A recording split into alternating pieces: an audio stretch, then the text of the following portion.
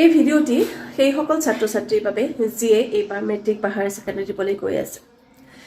একেবাৰে কম সময় আছে আমাৰ হাতত, মাত্ৰ কেইটামান দিন বাকী। আৰু এইখিনি সময়ত মই এগৰাকী শিক্ষয়িত্ৰী হিচাপে কেইটামান কথা ক'বলৈ ওলাইছোঁ তোমালোকক।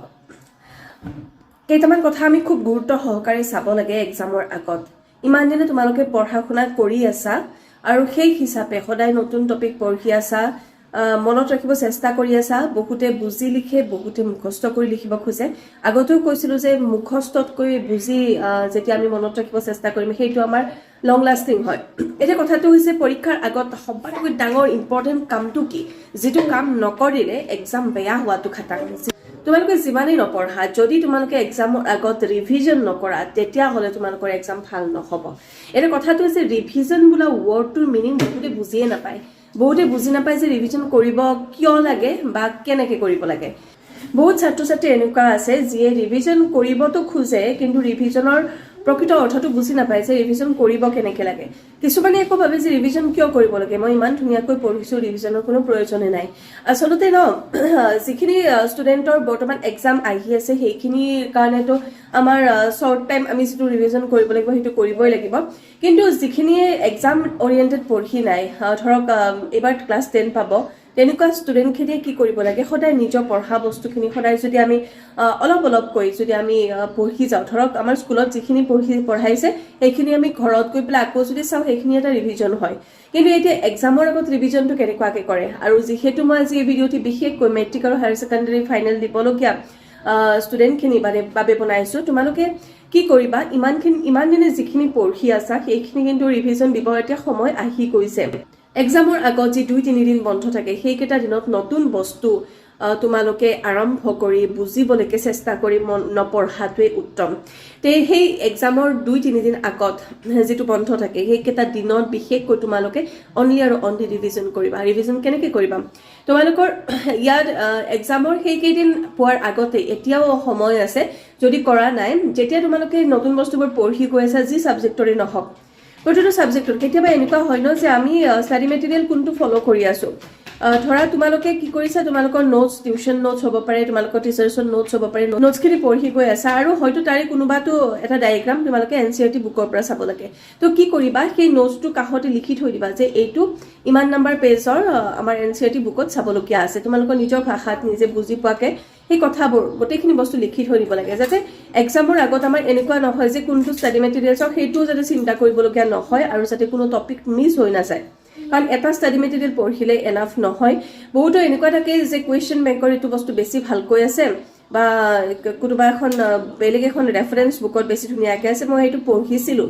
তো এক্সামৰ যে আগত সেই 2-3 দিন আগত সেই কথাটো মনতে নপৰিব যে তোমালোকৰ তাৰ পৰাও চাবলগীয়া আছিলে। সেইকাৰণে যেতিয়াই নতুনকৈ বস্তুবোৰ পঢ়ি গৈ একেবাৰে ফাইনেল কৰি পঢ়ি গৈ আছা তেতিয়াই তোমালোকে সেই যদি ৰেফাৰেঞ্চ ক'ৰবাত আছে বা ক'ৰবাত বেলেগৰ পৰা কিবা চাবলগীয়া আছে সেই বস্তুখিনি তোমালোকে একেলগে কাষে কাষে লিখি থৈ যাবা। তেতিয়া কি হ'ব, এক্সামৰ আগত তোমালোকৰ দৌৰি নালাগে যে তোমালোকে ক'ৰ পৰা চাবা বা কি চাবা। এতিয়া কথাটো ক'বলৈ ওলাইছোঁ যে ৰিভিজন কেনেকৈ কৰিবা। ৰিভিজন কৰাৰ কেইটামান নিয়ম আছে। যদি তোমালোকে প্ৰথমৰ পৰা শেষলৈকে আকৌ সেই ৰিভিজন কৰিবলৈ গৈ যদি নোটছখিনিৰ পৰা A to Z পঢ়িম বুলি ভাবা তেতিয়াহ'লে তোমালোকৰ ৰিভিজনটো নহয়ে, উল্টা গোটেইখিনি বস্তু টাচ কৰাও সময় নহ'ব।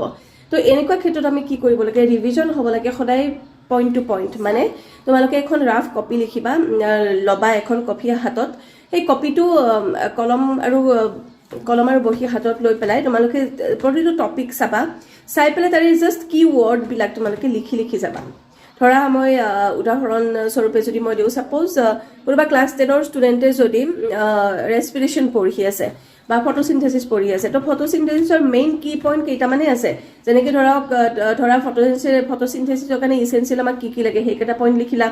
ৰিয়েকশ্যন দুটা থাকে, যে 2 বা 3টা যি ৰিয়েকশ্যন আছে, যদি ৰিয়েকশ্যন আছে তাৰে তেতিয়াহ'লে ৰিয়েকশ্যনখিনি পঢ়া। বা কিবা এটা যদি ডায়েগ্ৰাম আছে কিবা ৰিলেটেড, কিবা টপিক ৰিলেটেড, তেতিয়াহ'লে ডায়েগ্ৰামটো একদম ৰাফলি ড্ৰ কৰি চাব পাৰা, যাতে মানে কি ব্ৰেইনটো পুৰা এক্টিভ হৈ থাকে। সেইকাৰণে আমি লিখা প্ৰচেছটো লগে লগে কৰি থাকিলে আমাৰ ব্ৰেইনটো বেছি এক্টিভ হৈ থাকিব আৰু আমাৰ জল্দি আমাৰ কোৰ্চবিলাক কমপ্লিট হ'ব আৰু ৰিভিজন কমপ্লিট হ'ব। আৰু তেনেকৈ যেতিয়া আমি লিখি পইণ্টবোৰ যেতিয়া আমি চাম, এক্সামৰ একদম আগদিনাখন বা পঢ়া হৈ গ'ল, চবখিনি ৰিভিজন কৰা হৈ গ'ল, আকৌ এবাৰ অকণমান টাইম বাকী ৰ'ল, সেই সময়খিনি তোমালোকে সেই ৰাফ কপিখনৰ সেই পইণ্টবিলাক অনলি চাই গ'লেও তোমালোকৰ কাৰণে যথেষ্ট। আৰু সেইকাৰণে যিয়ে মানে পঢ়ে, এটা কথা সদায়, আৰু এক্সামৰ আগত মই এটা কথা নিশ্চয় ক'ম, কিছুমান ষ্টুডেণ্ট আছে যিয়ে ডাঙৰকৈ পঢ়িব নোৱাৰে, আৰু যাৰ কাৰণে একচুৱেলি কি হৈ যায়, মাইণ্ডটো বেছিকৈ ডাইভাৰ্ট হৈ থাকে। কোনোবা ওচৰৰে গৈছে, কোনোবাই কিবা কথা কৈছে, কোনোবা ঘৰত আহিছে, কিবা কথা পাতি আছে, বা যিকোনো বিভিন্ন ধৰণৰ হাল্লা হুল্লা নহ'লেও মানে কি মাথাৰে আমি বহুত কিবা কিবি চিন্তা আহি থাকে। আৰু সেইটোৰ পৰা মানে ৰক্ষা পোৱাৰ এটা বহুত ধুনীয়া এটা উপায় হৈছে, সেইটো হৈছে তোমালোকে ডাঙৰকৈ পঢ়িব লাগে, যাতে নিজৰ কথাখিনি নিজেই শুনা পোৱা, যাতে বাহিৰত কোনোবাই কিবা কৈ থাকিলেও যাতে তোমাৰ কাণত নোসোমায়, সেইটো এটা খুব ইম্পৰ্টেণ্ট কথা। এতিয়া মেথছৰ ক্ষেত্ৰত ৰিভিজন কেনেকৈ কৰিবা? মেথছ ৰিভিজনটো এটা অংককৈ যদি কৰিব যোৱা, তেতিয়াহ'লে এটা ইউনিটতে হয়তো তোমাৰ গোটেই টাইম শেষ হৈ যাব। আৰু তেনেকুৱা ক্ষেত্ৰত কি কৰিব লাগে, গোটেইকেইটা যিমানকেইটা টাইপৰ নিউমেৰিকেলছ আছে, এই মেথছবিলাক তোমালোকে এটা টাইপৰ এটা নিশ্চয়কৈ কৰি চাবা। এনেকৈ নহয় যে ওপৰে চাইছোঁ, ওপৰে চালে কি হ'ব, তোমালোকৰ জানা যেনে লাগিব, কিন্তু এক্সামত গৈ পেলাই এটা ষ্টেপ পাহৰি যাবা আৰু সকলোবোৰ একদম গড়বড় হৈ যাব আৰু কৰিব নোৱাৰিবা। তাৰ পাছৰ কথাটো হৈছে ছায়েন্সৰ ক্ষেত্ৰত ক'লোৱে, বাকী সকলোৰে ক্ষেত্ৰত এনেকুৱাই কিছুমান টেকনিক ইউজ কৰিবা। বস্তুবোৰ ওপৰে চাই নাযাবা, পেন আৰু পেপাৰ লৈ পেলাই লিখি পেলাই চাবা। আৰু লিখাটো এনেকুৱা নহয় যে A to Z লিখিব লাগিব, নহ'লেতো এটা কুৱেশ্যনতে 1 ঘণ্টামান গুচি যাব। তো সেনেকুৱাকৈ নকৰিবা, একদম স্মাৰ্ট ৱৰ্ক কৰিবা, যাতে তোমালোকে কম সময়ত বেছি বস্তু আয়ত্ত কৰিব পাৰা। আৰু কুৱেশ্যন বেংক বা চেম্পল পেপাৰ এতিয়ালৈকে যদি কোনোবাই যদি কৰা নাই, তেতিয়াহ'লে অলৰেডি টাইম মানে পাৰ হৈয়ে গৈছে। তথাপিও দিনকেইটাতো তোমালোকে চেম্পল পেপাৰ কিন্তু নিশ্চয়কৈ কৰিবা।